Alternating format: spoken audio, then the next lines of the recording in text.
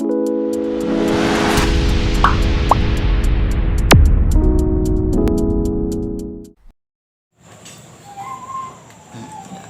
Bapak Ibu yang terkasih dalam Tuhan Yesus Kristus. Kembali lagi kita bertemu di YouTube Lembaga Persekutuan Pembawa Shalom. Dan saat ini kita mau belajar bersama-sama dari firman Tuhan. Namun sebelumnya mari kita berdoa. Kita berdoa. Bapa dalam surga, Bapa yang kami sembah dalam nama Tuhan Yesus Kristus, saat ini kami bersyukur kami boleh punya kesempatan untuk belajar bersama-sama, untuk ambil belajar dari firman-Mu. Kiranya Tuhan boleh memberkati, boleh memberikan pemahaman yang benar, supaya kami dapat memahami firman-Mu dengan baik dan benar, dan biarlah firman-Mu itu boleh menjadi berkat dan rema dalam kehidupan kami. Terima kasih Tuhan Yesus, kami siap belajar firman-Mu. Di dalam nama Tuhan Yesus kami berdoa. Amin. Sekali lagi, salam Bapak Ibu yang terkasih dalam Tuhan Yesus Kristus. Ya, saya percaya bahwa kita yang hadir pada saat ini, yang melihat video ini adalah orang-orang yang sudah percaya kepada Yesus Kristus. Amin. Nah, Bapak Ibu, sebagai orang yang sudah percaya kepada Yesus Kristus, hendaknya hidup kita itu berpadanan dengan Kristus. Sekali lagi, sebagai orang yang percaya bahwa hidup kita harus berpadanan dengan Kristus. Nah, Bapak Ibu, ketika Kristus datang ke dunia ini, Kristus tidak memproklamasikan bahwa manusia harus meneladani dia, manusia harus mengikuti dia. Tidak seperti itu Bapak Ibu, tetapi manusialah yang melihat kehidupan Yesus Kristus itu yang luar biasa, sehingga manusia menjadikan Yesus Kristus itu teladan dalam kehidupan manusia. Sekali lagi, Kristus datang bukan untuk memproklamasikan bahwa manusia harus mengikuti dia, tetapi manusialah yang melihat kehidupannya yang sangat luar biasa baik, sehingga manusia menjadikan Yesus sebagai teladan dalam kehidupan, khususnya orang-orang percaya. Nah, ya, jika kita beriman kepada Yesus Kristus, maka hidup kita harus menunjukkan iman itu dalam kehidupan kita. Kalau kita beriman kepada Yesus Kristus, maka kita sebagai orang percaya harus menunjukkan iman itu dalam kehidupan kita. Bagaimana caranya? Caranya dengan perbuatan kita. Sekali lagi, caranya dengan perbuatan kita. Nah, bagaimana jika kita beriman tetapi kita tidak menunjukkan iman itu dalam kehidupan kita sehari-hari? Apa yang menjadi dampaknya, ya kan? Apa yang menjadi dampak dari iman kalau tidak ditunjukkan melalui kehidupan kita?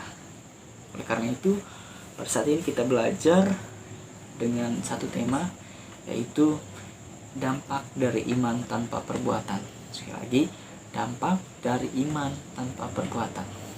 Mari kita membuka Alkitab kita di dalam Yakobus pasal yang kedua, ayat yang ke-14 sampai yang ke-17. Yakobus pasal yang kedua, ayat yang ke-14 sampai yang ke-17. Demikian firman Tuhan. Lembaga Alkitab Indonesia memberikan perikop iman tanpa perbuatan pada hakikatnya adalah mati. Ayat ke-14, apakah gunanya, saudara-saudaraku, jika seorang mengatakan bahwa ia mempunyai iman, padahal ia tidak mempunyai perbuatan? Dapatkah iman itu menyelamatkan dia?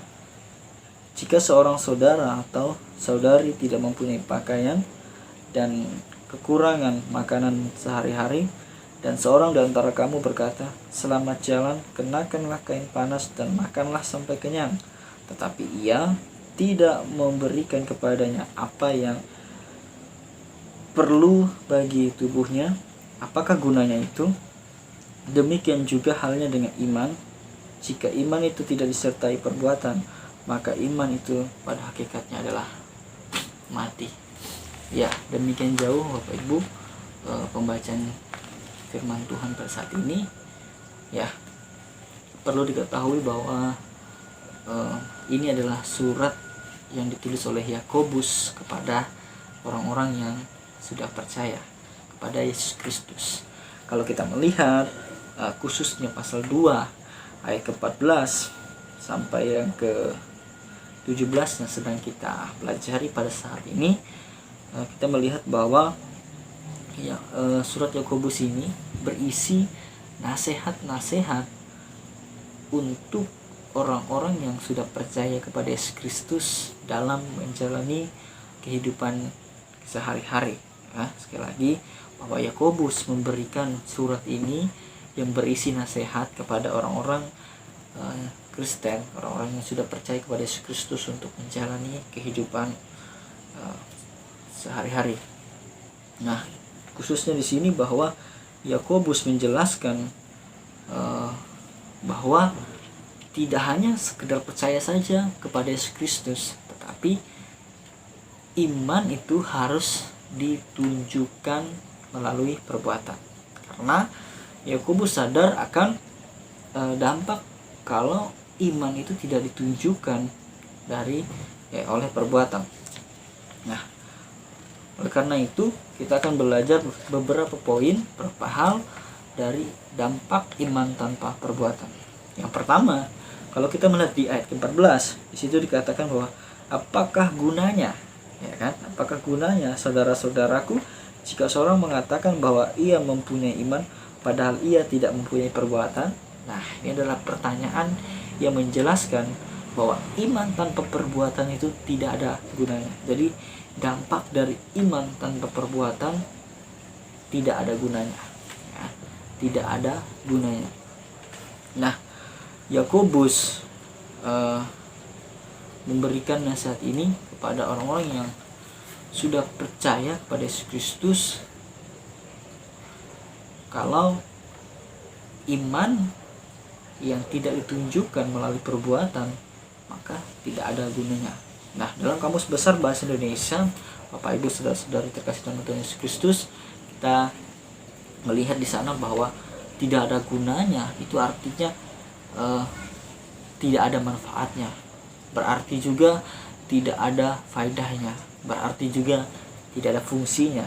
Jadi kalau iman tidak ditunjukkan dengan perbuatan, maka iman itu tidak ada fungsinya, tidak ada gunanya, tidak ada faedahnya, tidak ada manfaatnya.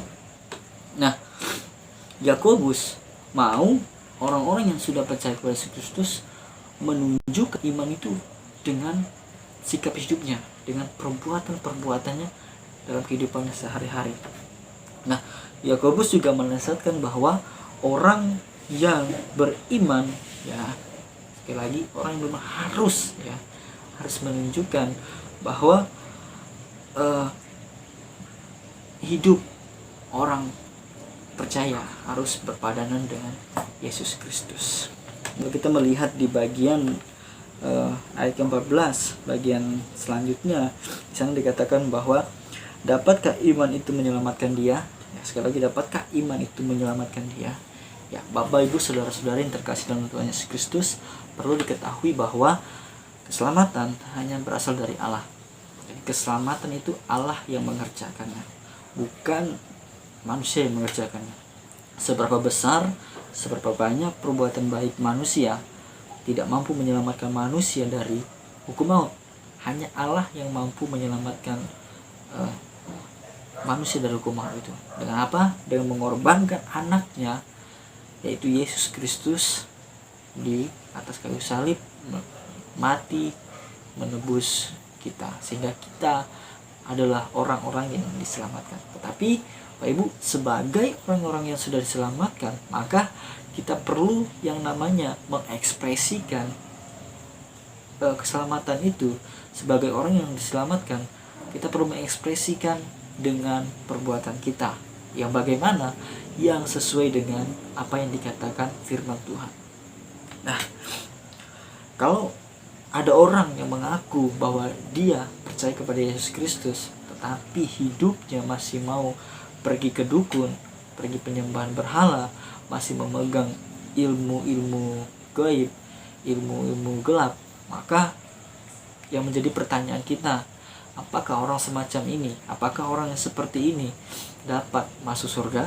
Apakah orang seperti ini dapat tinggal bersama-sama dengan Allah di surga?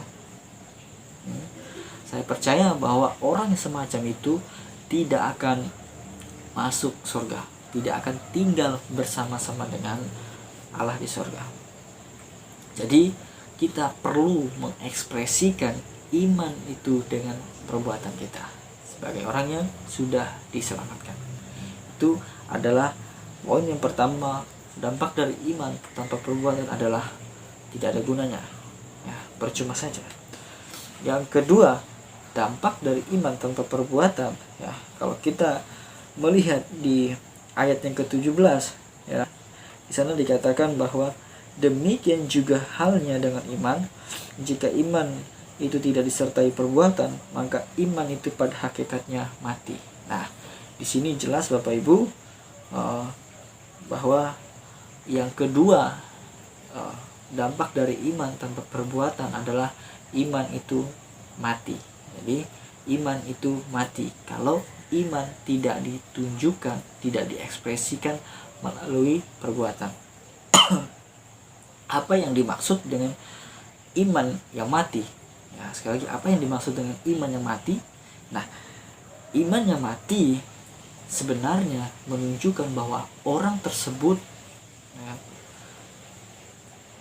sebenarnya tidak beriman. Jadi kalau iman sudah mati, ya, kalau iman kita sudah mati, itu menunjukkan bahwa kita sebenarnya tidak beriman, ya, kita sebenarnya tidak beriman. Nah, Bapak Ibu, dalam Kamus Besar Bahasa Indonesia dijelaskan bahwa kata mati itu diartikan sebagai tidak bergerak, kemudian kaku. Nah, kalau kita melihat manusia yang sudah meninggal, manusia yang sudah mati, kita tahu bersama bahwa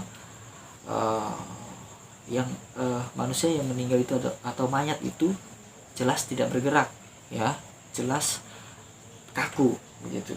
Nah, demikian juga pohon. Ya, pohon kalau sudah mati, maka pohon itu tidak bisa bertumbuh, ya, tidak bisa bertunas lagi. Artinya tidak bisa mengalami pertumbuhan begitu. Nah, demikian juga Bapak Ibu, kalau iman kita mati, maka kita tidak bisa masuk surga, ya, tidak bisa tinggal bersama-sama dengan Allah. Jadi kalau iman kita sudah mati, ya tadi percuma saja, ya, tidak ada gunanya. Bahkan ditegaskan bahwa iman kita mati, ya kan? Nah, kalau sudah mati iman kita, maka kita tidak bisa lagi tinggal bersama-sama dengan Allah. Oleh karena itu, maka kita perlu yang namanya mengekspresikan, menunjukkan iman itu dalam kehidupan kita. Nah, kita memang sudah diselamatkan, ya. Kita memang sudah diselamatkan seperti yang saya jelaskan tadi. Tetapi untuk tinggal bersama dengan Allah di surga, ya, maka kita perlu yang namanya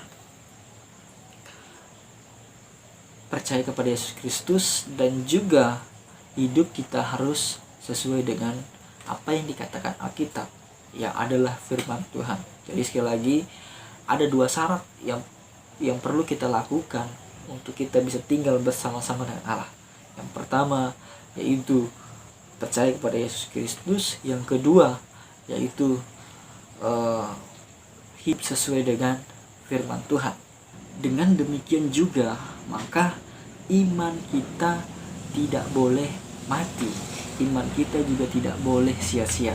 Maka bagaimana supaya iman kita itu berguna dan tidak mati? Maka kita perlu mengekspresikan, menunjukkan iman itu dengan sikap hidup kita yang sesuai dengan firman Allah. Nah, itulah yang menjadi dampak dari iman tanpa perbuatan, yaitu tidak ada gunanya dan mati. Demikian yang dapat saya sampaikan pada Bapak Ibu saat ini. Kiranya Tuhan Yesus memberkati kita semua. Amin.